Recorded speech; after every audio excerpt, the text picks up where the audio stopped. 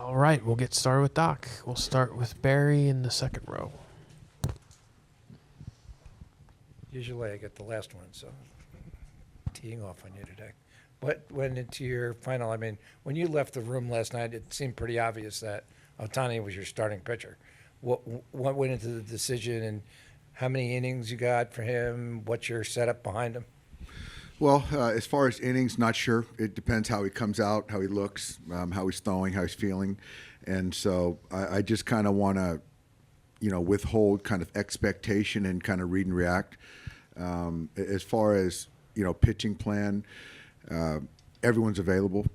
And so how the game plays out, I just can't predict it. I don't think anyone can. So we'll see how it goes. But it starts obviously with the way Shohei's throwing the baseball. And yeah, last night we talked to him and he said he was on board for starting. And, to be able to start him, it allows for us to kind of let him run as long as we can versus have him on the back end of the game.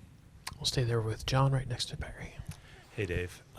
Last night, as the Blue Jays relievers came out of the bullpen, they'd all written 51 on the side of their hats as a tribute to Alex Vasia. Obviously, the stakes are very high right now in the World Series.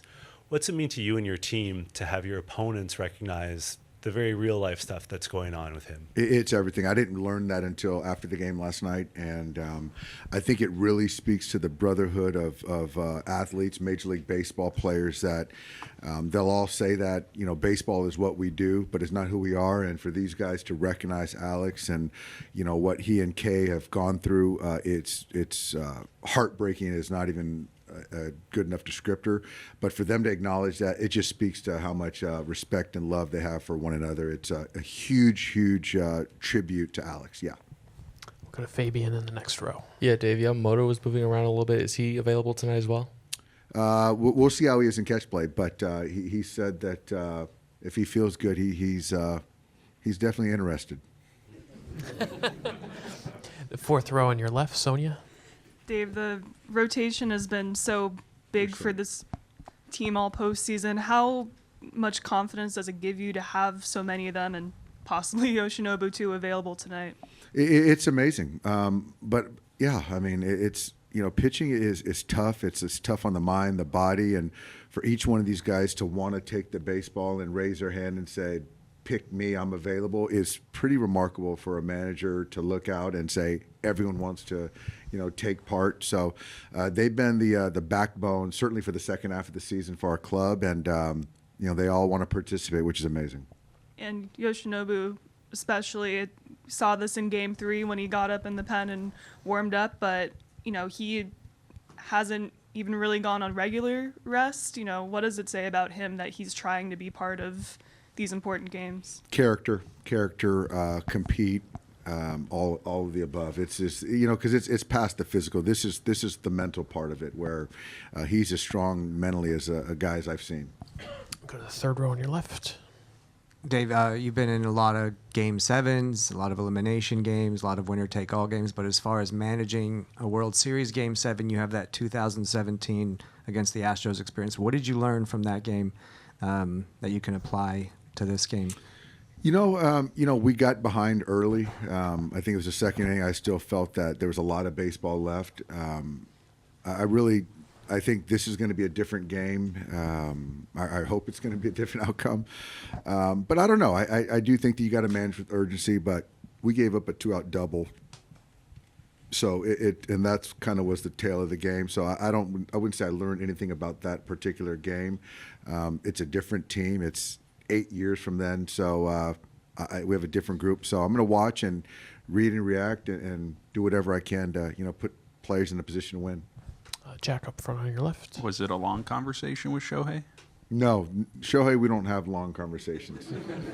And was there any kind of debate about trying to use him in relief later, or was like starting always the thing that just kind of made the most sense given? It just made the most sense given what it allows for the runway. And then what do you expect from him, even on short rest, just the way he's going to handle this moment, given the way he's kind of risen to previous big moments in the past? I expect him to show well. Just don't know how long, but we got to wait and see how it looks. And then if he's rolling, he's going to keep pitching. We'll stay there with Ron. Was the rule, in the way it's written, kind of the decisive factor in using him as a starter rather than relief, knowing that if you brought him in relief, you might have to manipulate the batting order and put him. Yeah, that's part of it. Certainly, yes. Was that the decisive factor?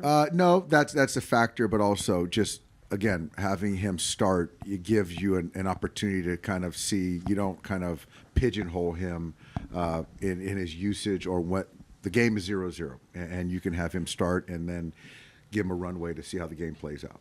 Third row on your left, Tyler.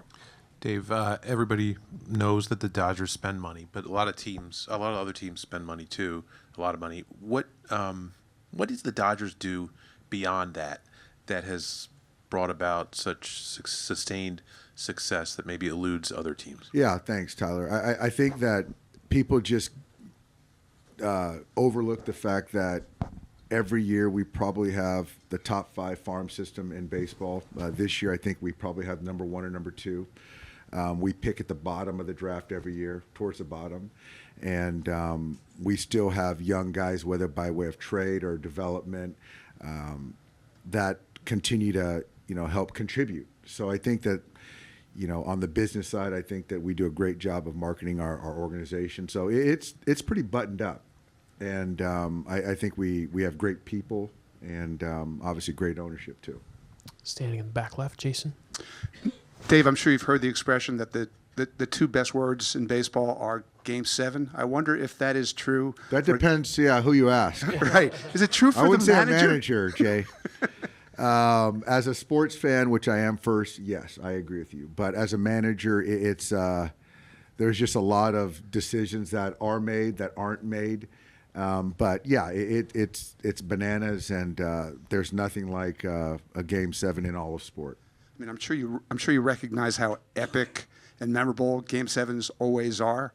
But as you go into managing one, do you feel the weight of that? Not until this question. I felt pretty good. No, you know what? I love our guys. I love our players, and we got to go out and play a good baseball game. So yeah. We're going to use more players. That's just kind of the nature of a Game 7. You've got to manage on the margins, manage with more urgency than even in the regular postseason game. But outside of that, you got to play good baseball. Third row on your right, Pete. Dave, have you come to any conclusions about what makes Kike such a good postseason player? Next level focus, high baseball acumen, ability to manage the heartbeat, not afraid to fail.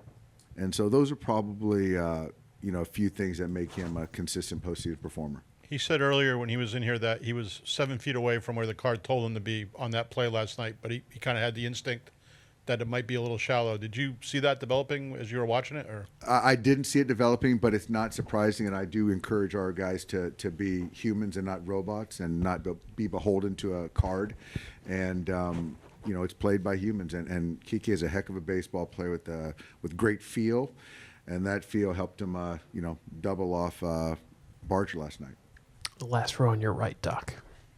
Hi, you opened the season in Tokyo and finishing in Canada, and you have so many players from so many different countries like Japan, Korea, Cuba, Dominica.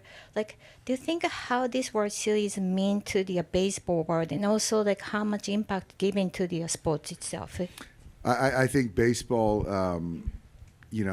the interest is at an all-time high worldwide. I think that, we've traveled from starting in Tokyo. We've logged a lot of miles this year, the Dodgers. But, yeah, I mean, we're a very diverse team. Baseball industry is very diverse as far as accounting for a lot of different countries. The brand of baseball has been fantastic. I think it's, certainly fitting that we are playing a Game 7 where there's going to be a lot of interest. But, yeah, I'm proud to be a small piece of this, and, hopefully we can put on a show tonight. Second row on your left, Jordan. Having now battled for 6 games, what has stood out to you about the Blue Jays as an opponent compared to maybe before the series started? They're just they're gritty. They're tough. They play the game the right way, coach well, run well. A lot of respect for them. We'll go to the back with Anthony. Hey, Doc. You were talking earlier about, the things you guys do above and beyond the payroll. And part of that is, you got 3 future Hall of Famers at the top of your lineup, which a lot of teams would love to have, but that is necessarily always cohesive, stars playing together. What is it about this group? Why does that work so well?